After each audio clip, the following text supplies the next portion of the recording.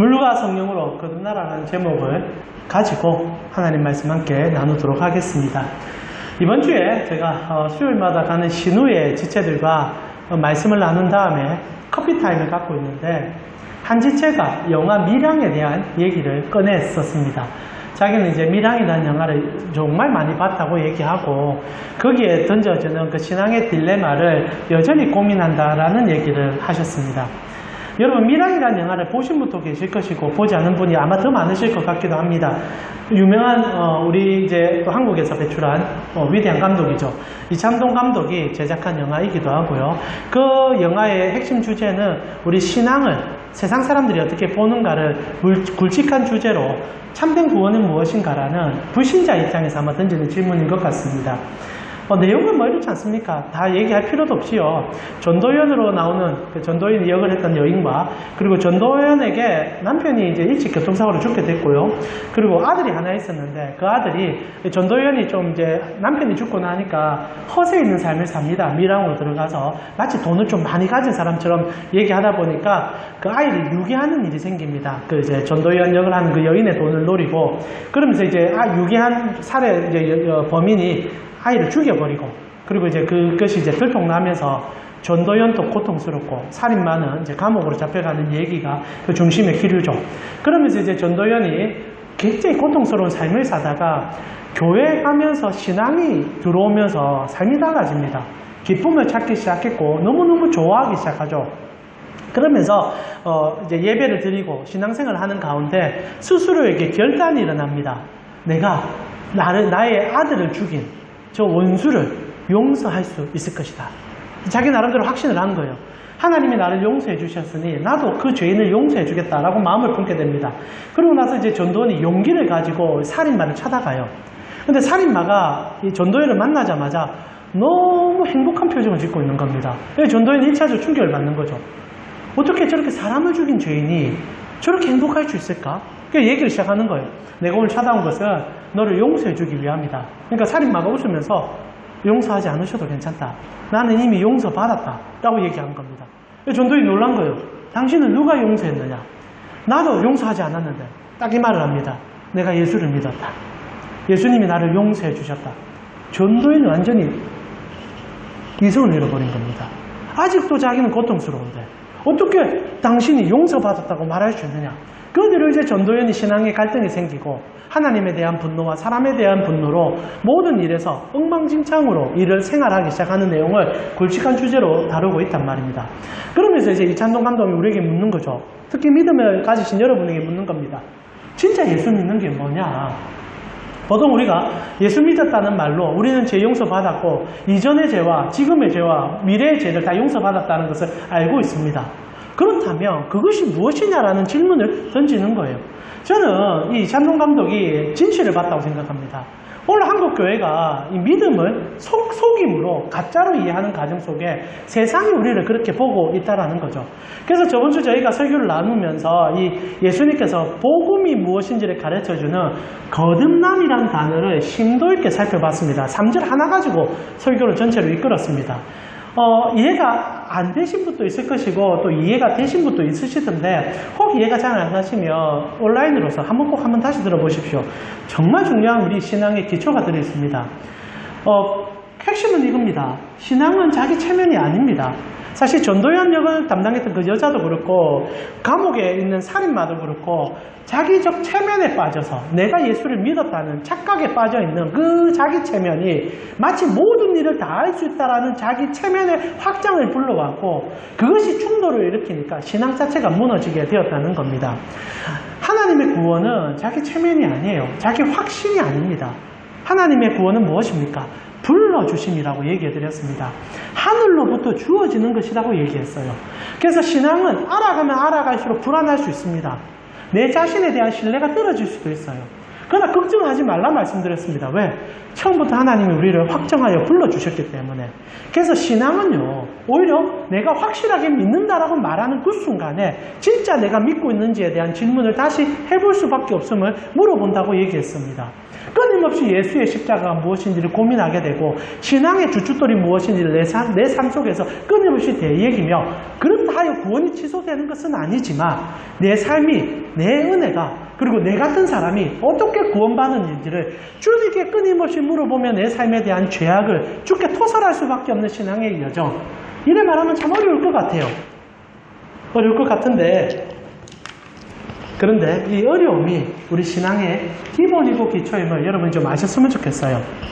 그래서 오늘 사실 저번주에 우리가 거듭남이라는 이 어려운 주제를 좀 던져드렸고 오늘 그것을 이해하지 못하는 니고데모에게 풀어서 설명해 주시는 예수님을 만나게 됩니다.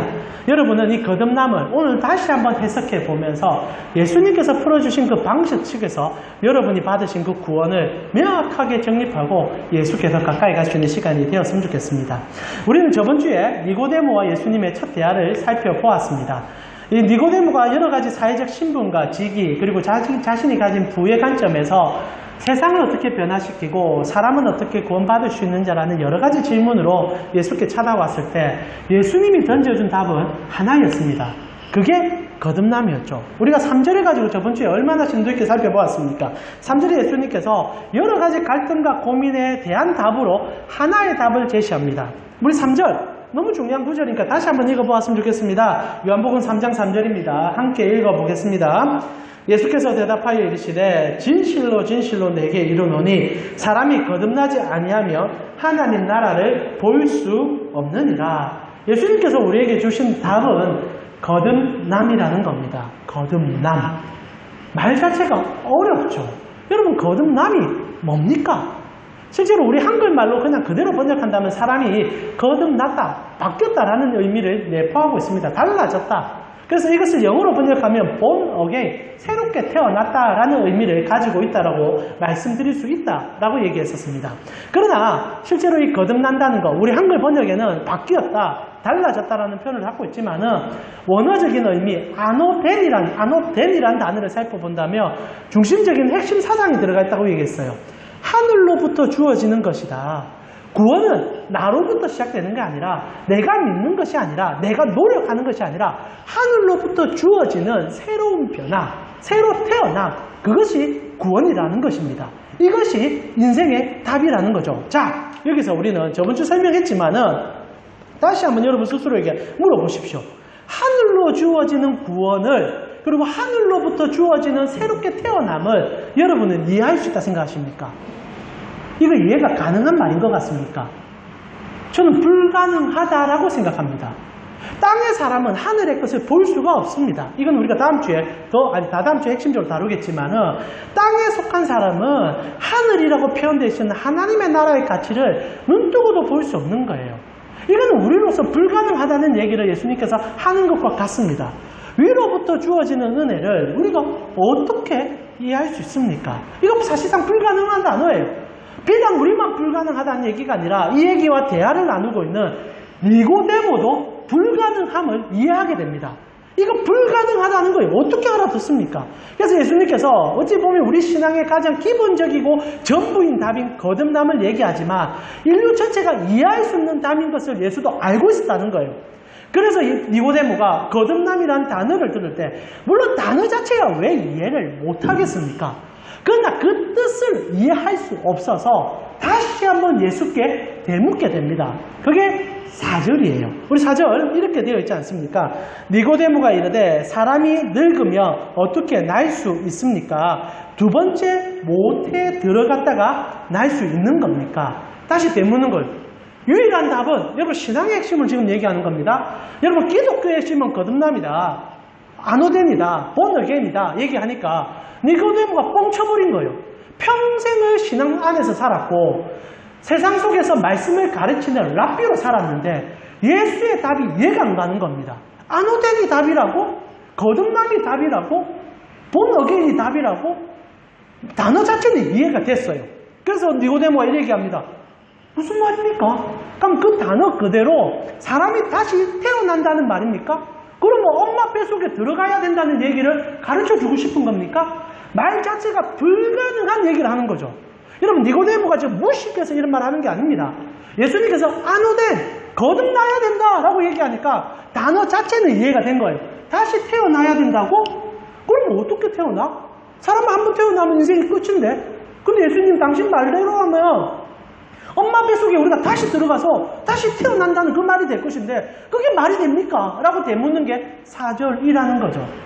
다른 말로 표현하면 정말 최고의 성경학자고 모든 것을 가지고 있는 인물이고 어느 누구에도 꿀리지 않는 학력을 소유한 자지만 그리스도께서 제시하는 이 아노덴이라는 거듭남이라는 이 주제는 이해가 되지 않는다는 겁니다. 이게 기독교의 신비예요. 복음은 아무리 얘기해도 못 알아들어요. 그럼 우리가 설교 왜 합니까? 라고 질문하는데 예수님께서 가신 이 얘기를 왜 해주겠습니까? 이것이 위로부터 주어지는 은혜이기 때문입니다. 우리로부터 깨달을 수는 없지만 하늘로부터 주어지면 깨닫게 된다 이 얘기예요. 실제로 이 아노덴 거듭남은 한글 성경도 번역이 어려워서 우리로는 거듭남이라고 해석한 게 전부입니다. 근데 이게 재밌어요. 여러분 다른 번역본을 한번 봅시다. 한글 성경에도 여러 번역본이 있어요. 우리는 이제 개역 개정 성경만 이걸 믿고 있어서 이걸 보지만은 실제로 얼마나 많은 우리 한글 번역본이 있습니까? 뭐 대표적으로 쉬운 성경이라고 한글 개정 성경이 어렵거든요. 그래서 조금 더 현대적인 언어로 번역해 준 성경이 있습니다.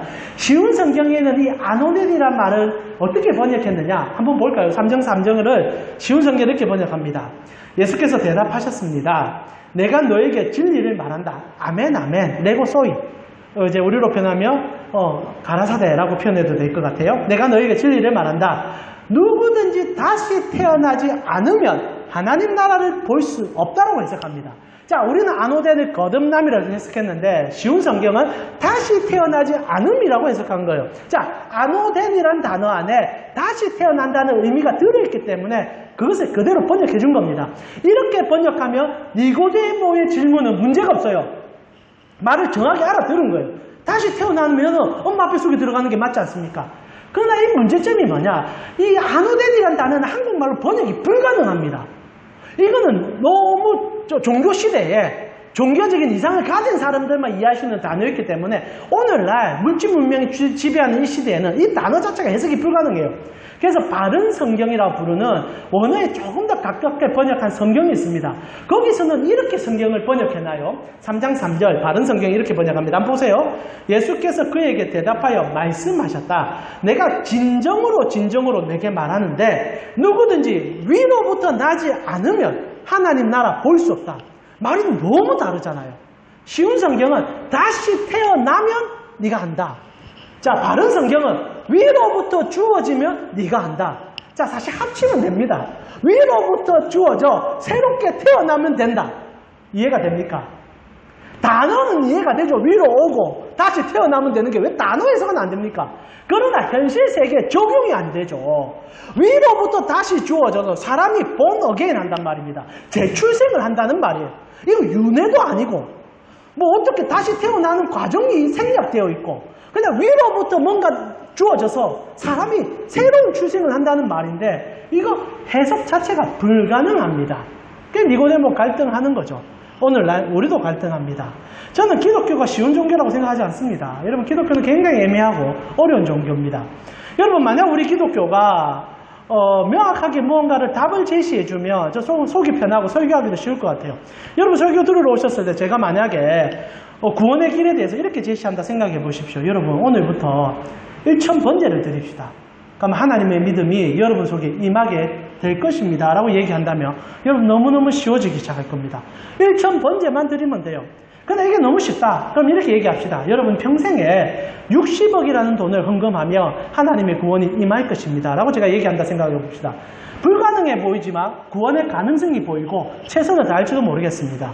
아니 이것도 그렇다 치면 우리가 불교적 방법으로 고행을 하고 참선을 하고 이거 오히려 벽을 쳐다보면서 득도하여 내 삶을 내 속에 있는 것을 다 비워내십시오. 그러면 참다운 구원이 임할 것이라는 방법을 제시한다 생각해 봅시다.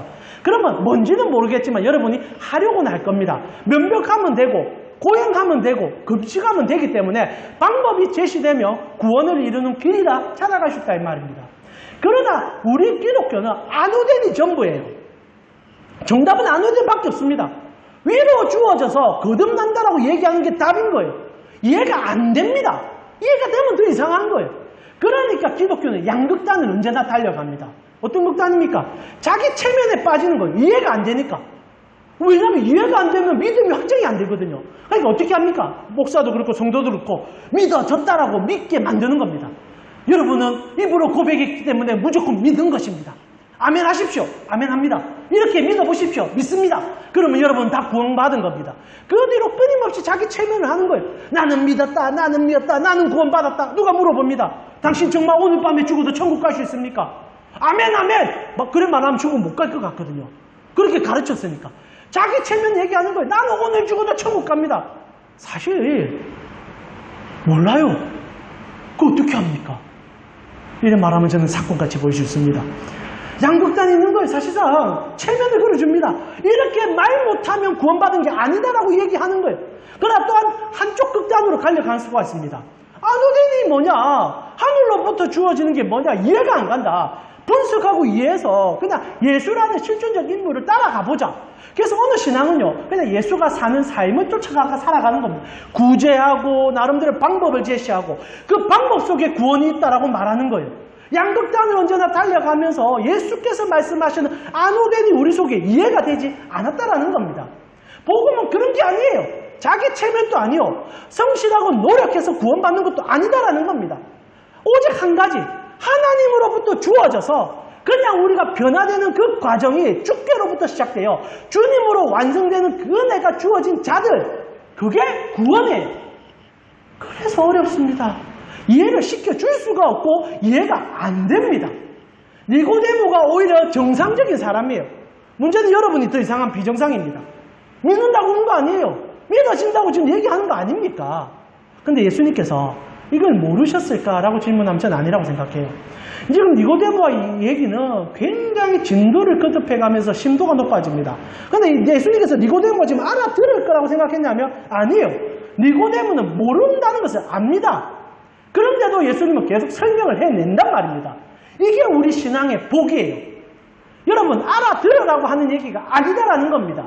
성경은요 기본적으로 우리가 뭐 다다음 주 할 얘기긴 하지만은 계시의 책입니다. 계시. 여러분 계시란 말이 뭔지 아십니까? 여러분 한국교회 계시는요 엉뚱하게 가고 있습니다. 마치 미래의 일을 어떻게 알아가지고 신비적인 경험을 하는 게 계시라고 얘기하는데 성경의 계시는 그 계시가 아니라 계시 말 그대로 아포칼립토스 열어서 보여준다. 모르는 것을 무덤을 뒤집는다. 뚜껑을 열어준다. 이런 의미입니다. 무슨 말입니까? 모르는 것인데 보여진다는 얘기예요. 이게 계시입니다. 다른 말로 표현하면 우리는 보일 수 없는데 보여짐을 당하는 일을 계시라고 표현해요. 다른 말로 하면 안우된이에요. 하늘이 조명해줘서 우리는 깨달을 수 없는데 깨닫게 되어지는 은혜가 있다는 겁니다. 그래서 지금 예수님께서 니고데모가 못 알아들어도 계속 설명을 해내는 거예요. 왜? 어느 날 니고데모는 알아들을 거니까. 니고데모는 알아들어요. 나중에. 이게 우리가 이해한 게 아니라 오늘 예수님께서도 오늘 우리가 풀어내는 핵심 주제도 물과 성령이 임하며 알아듣게 된다 이 말입니다. 그래서 예수님께서 지금 이해 못하는 얘기를 우리에게도 던져주는 거예요. 성도들에게도 안우된 몰라요. 무슨 말입니까? 그러니까 또 풀어주는 거예요. 물과 성령 그게 무슨 말이에요? 그러면 조금 더 쉽게 불뱀 못 알아들어요. 그래서 내가 너희를 위해서 죽을 거야. 그래도 못 알아들어요. 그런데도 끊임없이 설명해주는 이유는 하나예요. 어느 날 여러분이 알아듣게 될 거니까. 그리고 오늘이 그날인 거예요. 아니 그전부터 여러분이 알아들었던 거예요. 이것이 오늘 본문의 중심 주제이기도 합니다. 니고데모는 못 알아들어요. 그게 정상입니다. 알아들을 수가 없어요. 계시는 주님이 가르쳐 주셔야만 열리는 겁니다. 그러자 이제 예수님께서 니고데모에게 열어주려고 합니다. 그리고 여러분에게 중심적인 안우된을 이해한 사람들에게 나타나는 반응을 설명하기 시작합니다. 그게 뭐냐? 4절이에요. 4절 우리 같이 한번 읽어보겠습니다. 오늘 조금 어려울 수 있는데 집중하셔야만 제대로 들릴 수 있습니다. 4절 우리 함께 읽어보겠습니다. 같이 읽겠습니다.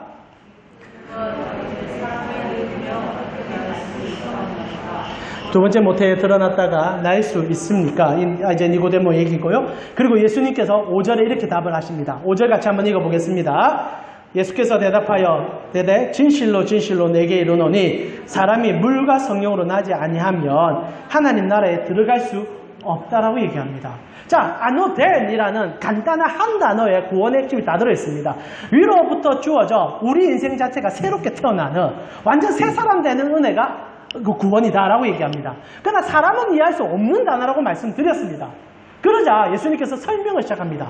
그러면 아노덴이란 무엇이냐? 물과 성령으로 나는 것이다. 아노덴이 난다는 의미를 포함되는데 이것을 풀어준 게 물과 성령으로 나는 거라는 거예요. 자, 더 어려워졌습니다. 아노덴이란 단어 자체만 이해하면 될 것 같은데 예수님께서 풀어주는 방식이 물과 성령이라는 거예요. 물과 성령. 여러분 이해가 됩니까? 물은 뭐고 성령은 뭡니까? 자, 이제 분석이 들어가야 돼요. 이거 분석해야 돼요. 사실 이거 예수님 알아들으라고 한 얘기니까 할 얘기가 있습니다. 실제로 제가요, 요한복음 3장만 가지고 목사가 된 지 얼마나 많은 설교를 했겠습니까?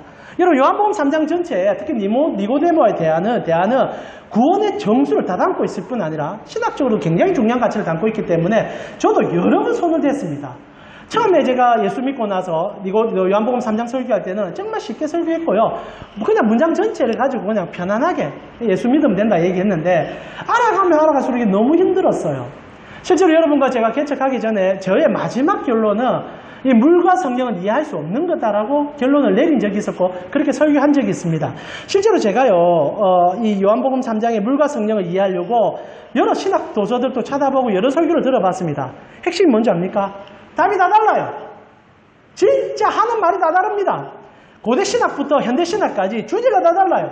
고대는 좀 추상적인 해석을 해냅니다. 물은 뭐냐, 이제 성령은 뭐냐 하니까 고대 이제 여러 우리 신앙의 선배들은 물은 양수다. 성령은 하나님의 양수다.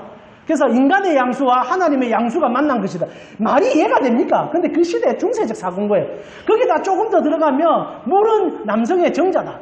이제 소위 말하는 이제 정자. 그리고 성령은 여성의 또 그거다.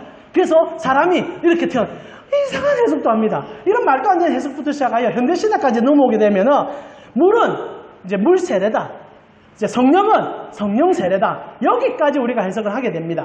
그리고 이제 가장 이제 현대적으로 이제 해석하면은 결국 우리가 세례받는 것과 하나님의 불세례를 받는 성령 세례를 받는 것을 통하여 온전한 교인됨을 이루는 과정을 설명하는 것이 예수 그리스도께 물과 성령이라 설명한 것이다. 이렇게 해석을 한단 말입니다.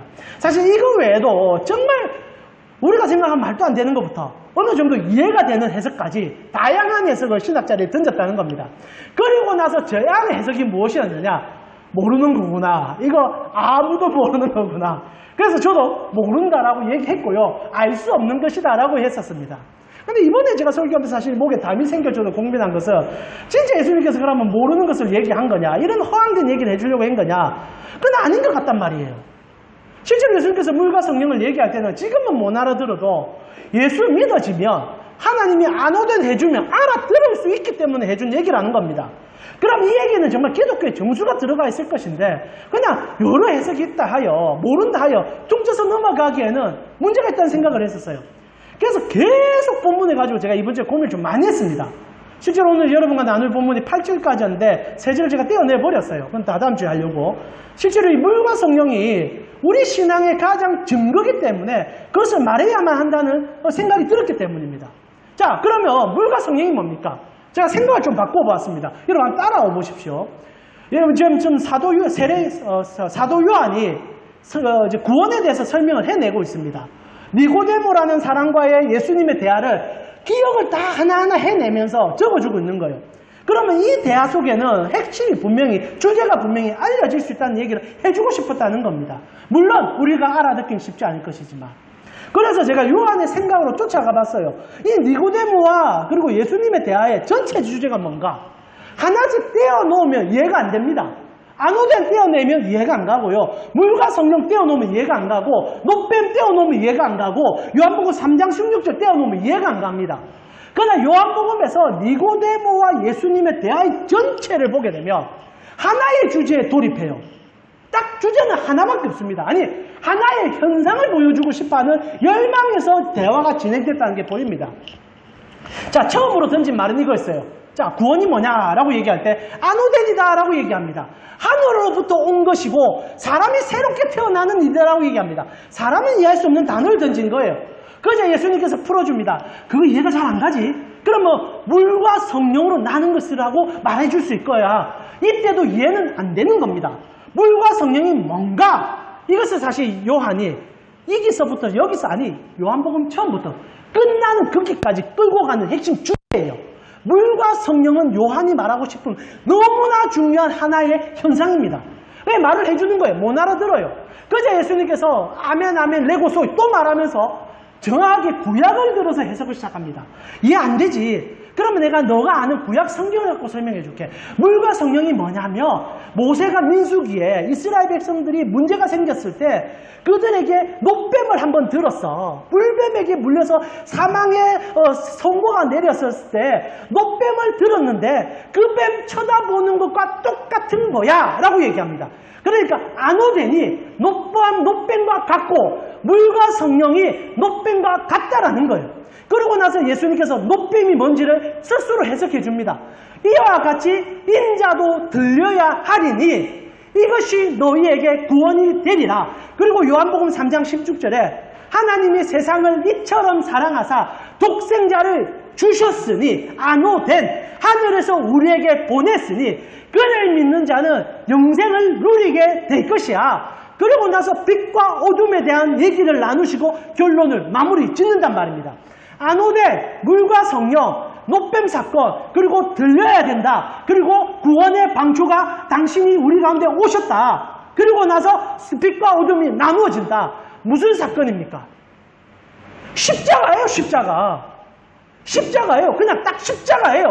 이 모든 상징적 가치는 하나의 도구를 보여주는 하나의 해석입니다. 십자가 위로부터 오신 그분이 우리 대신 위로 달려주셔서, 여러분 십자가라는 게 뭡니까? 달리신 거 아니에요. 하늘에 달리신 거예요. 우리에게 오셨던 그분이 달리심을 통하여 인류의 모든 죄악과 그 죽음의 문제를 그의 몸으로 담당하여 구속하여 살려 부활하심으로 우리에게 영생의 길을 열어주셨던 그 사건이 요한복음의 중심 주제라는 겁니다. 그렇다면 물과 성령도 십자가를 설명하는 그 과정일 뿐인 거예요. 근데 이게 왜 이렇게 해석이 되느냐? 이제 요한복음의 중심 주제입니다. 요한이 이 얘기를 계속 우리에게 던지는 거예요. 여러분, 물이란 게 뭡니까? 자, 우리 십자가로 물을 해석해 봅시다. 물이 뭡니까? 여러분, 물이라는 게 어떤 가치입니까? 물은 제가 볼 때 성경에서 두 가지 가치로 핵심적으로 전달이 됩니다. 첫 번째는 죄를 씻어주는 역할입니다. 그래서 물은 말 그대로 물리적으로 씻는 역할을 하니까 영적으로 해석하면 죄를 씻겠지요. 그리고 두 번째 중심적인 핵심 사상이 들어가 있습니다. 생명입니다. 물은 언제나 생명의 공급처를 우리에게 표현해 준다는 겁니다. 이 두 가지 상징적 요소를 요한은 우리에게 계속적으로 전달해 주면서 이것이 어디로 흘러가는지를 보여주기 시작합니다. 자, 예수님께서 지금 물이라는 주제를 던졌고 성령이라는 주제를 던졌어요. 사실 이 두 가지 주제는 십자가라고 제가 말씀을 드렸습니다. 한번 봅시다. 요한복음 7장에 넘어가게 되면은, 4장부터 한번 봅시다. 요한복음 4장에 예수님께서 우리 이제 곧 보게 되겠지만은 사마리아에 찾아가셔서 여자를 만나게 될 때 이 물 얘기를 해 주십니다. 4장 14절에 예수님께서 물을 찾아온 여자에게 물을 주겠다라고 얘기하며 이 물을 이렇게 풀어내세요. 4장 14절에 내가 주는 물을 마시는 자는 영원히 목마르지 아니하리니 내가 주는 물은 그 속에서 영생하도록 샘솟는 샘물이 될 거다. 자, 물이라는 것이 뭐냐? 예수님이 주는 거라는 거예요. 물은 예수님이 주는 거예요. 내가 물을 준다. 그리고 이거 먹으면 영생할 거다라는 주제를 던집니다. 자, 물을 씻어주고 생명을 주는데 이 씻어주고 생명을 주는 것을 예수님이 준다라고 얘기를 하는 거예요. 그리고 나서 요한복음 7장으로 넘어가면 초막절에 예수님께서 성전에 찾아갑니다. 여러분, 잠시 에피소드를 얘기하면 예수님께서 성전에 찾아갈 때마다 자신이 성전임을 계속 가르쳐 주시거든요. 그런 과정 속에서 7장 38절에 보면 물이 한 번 더 등장을 하는데, 생수가 한 번 더 등장하는데 배에서 생수가 터져 나온다는 얘기를 시작하세요. 너무 잘 아는 구절이죠. 7장 38절에 나를 믿는 자는 성경의 이름과 같이 그 배에서 생수의 강이 흘러나오리라 라고 얘기합니다. 나를 믿는 자들은 성경에서 이름같이 구약 에스겔서에 보면 성경에서 물이 터져 나와 온 세상을 다 뒤덮게 될 것을 얘기하는 것. 이것이 예수 그리스도께서 우리에게 하시는 그 이름을 당신이 초막절에 설명하며 생수의 근원 대신 내가 너희의 배에서 생명이 터져 나오게 해줄게. 다른 말로 하면 예수의 배에서 생수의 강이 터져 나와 우리의 배까지 흘러와 모든 인류가 생수의 강에 담비게 될 것을 얘기해 줬단 말입니다.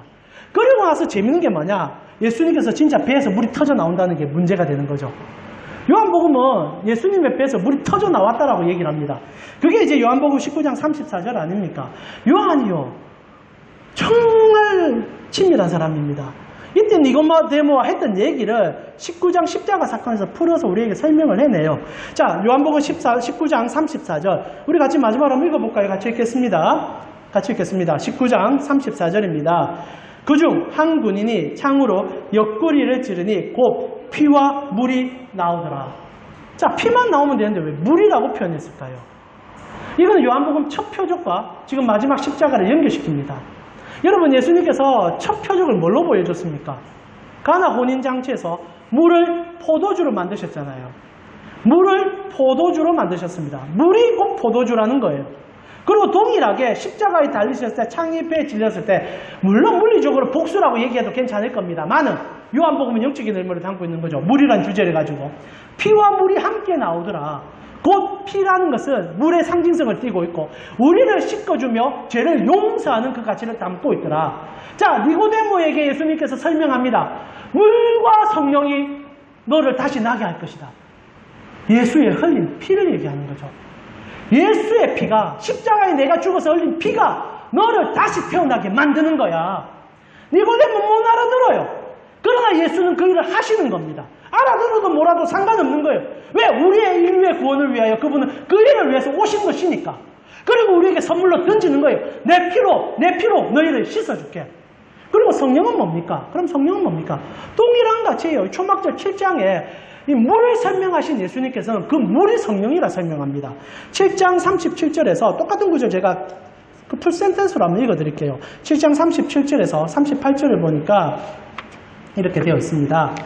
명제 끝날 곧 큰 날에 예수께서 서서 외쳐 이르시되 누구든지 목마르거든 인생에 목마름이 있고 인생에 갈망이 있는 자들은 내게로 와라. 구원의 길을 찾는 자들이여 다 나에게 오라 이 말입니다. 그리고 나서 38절에 나를 믿는 자는 성경의 이름과 같이 그 배에서 생수의 강이 흘러나오리라. 물로 구원받는다. 그리고 나서 39절에 이는 그를 믿는 자들이 받을 성령을 가리켜 말씀하신 것이라. 물과 성령은 같은 거예요. 근데 상징성이 좀 달라요. 여러분, 십자가는 우리의 죄를 위하여 하나님의 죽어주심과 또 다른 상징성을 띠고 있습니다. 뭡니까? 부활을 띠고 있어요. 그의 죽음과 부활이 그 십자가에 다 달려있는 겁니다. 죽음으로 끝난 게 아니잖아요. 죽으셔서 다시 살아남으로 우리도 그 죽음에 동참하고 그 살아남에 동참함으로 우리도 영생을 누린다 이 말입니다. 결국 물과 성령은 십자가가 우리를 어떻게 용서하는지 그리고 어떻게 우리가 새 사람 사는지를 상징적 요소 안에 던져줬던 예수님의 설명 방식이라는 겁니다. 다시 한번 말하지만 이거 이해 안 되는 겁니다. 근데 여러분 이게 만약에 이해가 된다면 여러분 감사한 거겠죠. 자, 그럼 이제 아노덴을 해석해 봅시다. 아노덴이 뭡니까? 십자가예요. 십자가. 그럼 구원의 정표가 뭡니까? 십자가예요. 자, 여기서 여러분의 신앙의 정점을 내가 얘기하겠습니다. 여러분이 자기 체면도 아니고 내가 구원받았는지 안 믿는지에 대한 확신도 문제가 아니고 여러분이 무엇을 믿느냐는 질문한다면 십자가가 믿어지는 거예요. 십자가가 믿어지는 거예요. 이렇게 믿어지는 거예요. 2000년 전에 사람의 아들 오신 그분이 내 대신 죽어주셨다. 그리고 나를 위하여 다시 살아나 주셨다. 그게 믿어지는 겁니다. 구원의 정표가 어디 있느냐? 헌금 생활에 있는 것도 아니고 종교 생활에 있는 것도 아니고 여러분의 열심에 있는 것도 아니고 십자가 한 게 있다는 거예요. 십자가가 믿어지고 십자가가 나를 위함이라는 것이 믿어지고 십자가만이 구원의 길인 것이 인지된다 이 말입니다. 우리의 복음은 간단하면서도 가장 어려워요. 왜? 십자가만이 그 길임을 비춰주고 십자가만이 여러분의 증거가 되기 때문입니다. 나는 흔들릴 수 있어요. 나는 실수할 수 있고 나는 오해할 수 있습니다. 그러나 여전히 우리 신앙인들이 아노된 순간부터 부정할 수 없는 단 한 가지는 예수가 이 땅에 오셔서 나를 너무나 사랑해 주시기에 그분이 내 대신 죽어주셨다. 그리고 나를 대신하여 살아나 주셨다. 그게 내가 믿음이다. 내는 너무 못 산다. 나는 내 나름대로의 삶에 이런 어려움이 있어서 여전히 내가 구원받은 사람인지는 의문스럽다. 그런데 내가 부정할 수 없는 단 한 가지는 예수님이 우리 가운데 오셨을 뿐 아니라 나를 위하여 죽어주시다는 그 사실이 믿어진다. 이게 아노덴이라는 거예요. 이게 구원이라는 말입니다. 구원의 정점은 십자가밖에 없어요. 성경은 계시함을 십자가로 관통하여 그것만 전달한다는 겁니다. 자, 다시 한번 물어보겠습니다. 여러분, 물과 성령으로 거듭나셨습니까? 어렵지요? 쉽게 설명합니다. 여러분은 십자가를 믿으십니까? 십자가를 믿으십니까? 하나님이 나를 너무 사랑해서 나를 위하여 죽어주셨음이 믿어지고 나를 위하여 다시 살아나셨음이 믿어지고 그리하여 나도 그 예수에 동참되어 나의 모습과 나의 행위가 아니라 그분이라 인하여 살아남이 믿어진다며 여러분이 구원받은 자임을 부정할 수 없는 증거로 드러난다 이 말입니다. 여전히 우리는 연약하고 부족하여 의심할 수 있습니다. 그러나 우리는 단 한 가지를 의심하지 않습니다. 예수 그리스도께서 나를 위하여 죽어주셨다. 나를 위하여 다시 살아나 주셨다. 그리고 이것이 우리 신앙의 전부입니다. 그래서 신앙은요, 쉬워요. 십자가 그늘 밑에 들어가기만 하면 됩니다. 그러나 가장 어려워요. 거기 들어가면 불안합니다. 뭔가 해야 될 것 같고, 이래 안 하면 안 될 것 같고, 이래 살면 안 될 것 같아서 불안합니다. 그러나 더 중요한 것은 그런 감정과 상관없이 오늘도 예수 그리스도께서는 십자가만을 보여주고 있다는 겁니다. 말씀을 마무리하면서 사랑하는 우리 가무식구 여러분, 물과 성령으로 거듭났는지를 여러분 스스로에게 물어보십시오. 예수의 피로 씻김 받으셨습니까? 예수의 십자가로 다시 살아나셨습니까? 그래서 예수의 십자가를 바라보고 그 그늘 아래 서 있는 것이 가장 행복하다고 인지하십니까? 이것이 신앙의 가장 큰 축복입니다. 오늘 이 시간에도 우리는 십자가를 우리의 답으로, 우리 인생의 전부로, 그리고 그것만을 물어봄으로 그 앞에 달려가 그 은혜에 누워있는 그 은혜의 기쁨을 누리는 여러분 되어지기를 기도드립니다. 이 시간 우리 십자가 그 사랑 함께 찬양 드리면서요, 예수 그리스도께서 우리에게 오신 이유는 딱 하나입니다. 십자가 지기 위해서여서요. 물론 그 과정을 설명하는 과정들은 참 많은 것이 있지만 하나입니다. 여러분이 너무 좋아서, 너무 사랑스러워서 그분이 우리 대신 죽어주러 오셨다 이 말입니다. 그리고 대신 살아주시는 그 은혜로 우리에게 비춰주셨다 이 말입니다. 그 은혜가 여러분 속에서 가슴 뛰므로 나아가셨으면 좋겠어요. 이 시간 우리 십자가 그 사랑 멀리 떠나서 함께 찬양드리며 이번 한 주도 십자가만 바라보고 나아갈 수 있는 여러분 되어지기를 기도드립니다. 십자가 그 사랑